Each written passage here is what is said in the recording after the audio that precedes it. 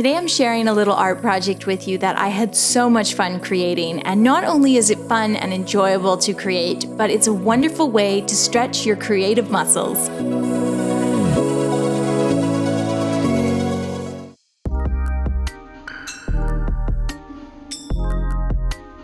Hey gang, what's up? Welcome back. My name is Shada, and today I have a really fun little art project to share. This makes a great journal or sketchbook practice piece or art project. I'm using my Hadron Epoch notebook. It's what I use for my art journaling. I'll just clip that open, and what we're going to do is this beautiful 2-page spread, all flowers and leaves. It's basically a pattern piece. We're developing a pattern one illustration at a time. So let's go ahead and grab some markers. You can use brush pens, whatever you have on hand. The first step is to simply develop your color palette. That is the most important part. I took some time with this and thought it through. I'm going to list all the colors in the description below if you want to follow along. I am just using random stuff. I have some Faber-Castells. I have like one Tombow and then these 2 chisel tip markers that are from a Canadian art store. But you can see the color palette that I'm developing. It's very warm. It's pinks, purples, burgundies, grays, of course grays, and a nice warm brown. And I would just encourage you to think about the color palette yourself and pick one or develop one that really speaks to you and your style. Then once you've done that, we're going to begin illustrating some leaves and flowers. Now I am starting in a single color, my navy blue, and I'm drawing these stems with little leaves on them. Each one is slightly different. It might have 1 or 2 or even 3 branches, and they're all the same, but they're all a little different. And I'm just placing them sort of willy-nilly on the page. I'll zoom in so that you can see. Just start with those curving stems and then do a bunch of little oval-shaped leaves. Of course, you can change up the shapes of the leaves and just go all around both pages. I'll jump over to the right-hand page here in a second, and you're just going to place one wherever it seems like a good idea. They don't have to be equally spaced. It's totally random. You're just having fun with this. And then once they're kind of all over, we're going to go on to our next design. So pick another color. I'm picking my gray, and I'm going to do a little sort of rounded leaf. So second marker color, second botanical doodle. You could be a flower or a leaf. I'm doing this sort of pointed but still round oval, and it just makes this cute little leaf that is very different from the first leaf design that I did. So I'll do the same thing here, go all around the page, kind of placing them wherever I like, and you can see I'm also changing up the size of these ones. And once I'm happy and have filled that in, then maybe next we'll do a little flower. So for this one, I'll incorporate 2 colors. I'm using a dark purple to create that stamen.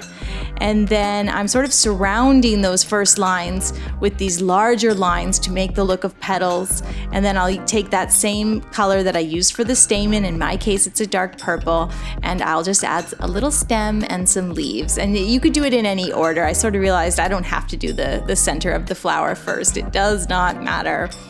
And again, we're going to move all around the page, placing these flowers and filling out our pattern.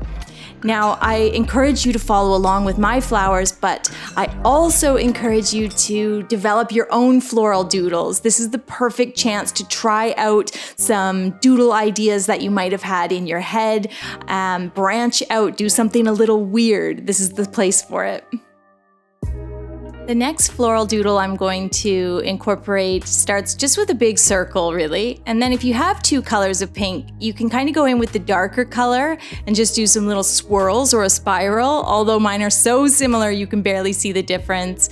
And then take a different color. For my part, I'm using brown, add some dots in the center and a couple leaves. This is a really simple one, and it's larger, and that's something I'm thinking about. I don't want everything to be super tiny and delicate and detailed, and I also don't want all of the doodles to be wide and chunky. I want a mix of both, and I think that's going to make a pattern that's really pretty. So here I am just filling in all those brown leaves, and then I had a thought. For the next one, speaking of sizes and wanting things to not all be too small and detailed, I wanted to do these chunky gray leaves because you can never have enough gray. Don't know if I've mentioned that yet on the channel. But I didn't have enough room to add like a ton of large gray leaves, or not as many as I wanted. So I am going over some of the first gray leaves. So you can see me kind of adding large ones, going over some of the smaller ones, keeping lots of the smaller ones. And then once that is done, I decided to add a berry. Berries are great space fillers because you can do groupings of 2 or 4 or 5 depending on what you need. And I used a dark brown for those berries, and then I decided to add a little bit of dark brown on some of these roses as well. So just at this point, you're seeing it kind of come together. Everything's getting filled in. I'm also doing flowers and leaves going off in all directions. So some of them are upside down, some of them are right side up, and that's up to you. You could have all of the doodles going right side up or upside down, or you could mix like me, doesn't really matter. And if you have enough marker colors, it's fun to kind of blend and add those extra details like on the leaves of the roses. All right, I am down to my final floral doodle. For this one, I am doing a very simple 5-petal flower in ivory. I still had to incorporate that color from the color palette.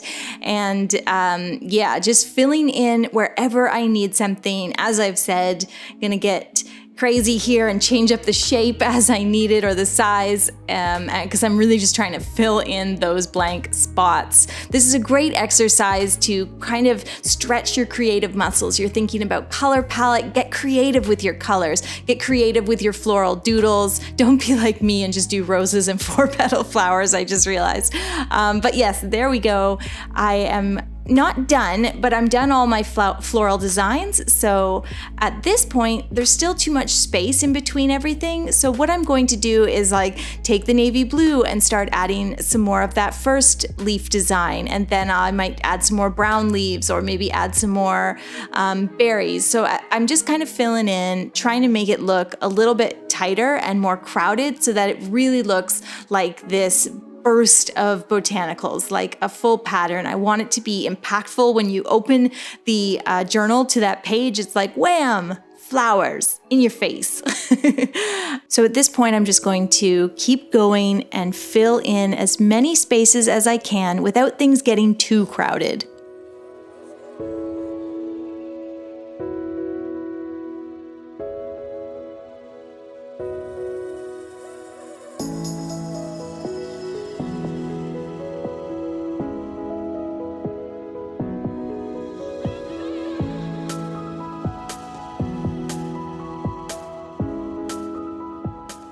Okay, I am done. I think I'm done. It can be a little hard to know when to stop, but eventually I think you'll know, or you won't. You might need 1 or 2 more. But with that all filled in, the final thing that I'm going to do is simply take a white gel pen and add a bit of detail to some of these large gray leaves. And I didn't mention that in the beginning, and that is simply because I thought of it as I was doing this. So I'm using the Signo Uniball. It's a great gel pen, and I'll also link that in the video description. This gel pen just never fails you. It's like always flows really nicely, which is amazing. And there we have it. I think that white really makes everything pop, and it just balances it out, and it looks so cool. This big burst of flowers, fully 2 pages. Yeah, I really had fun filming this one. I have fun always filming, but this was a fun project. I hope you'll give it a try. Don't forget to hit that subscribe button, and I will see you soon with a new tutorial.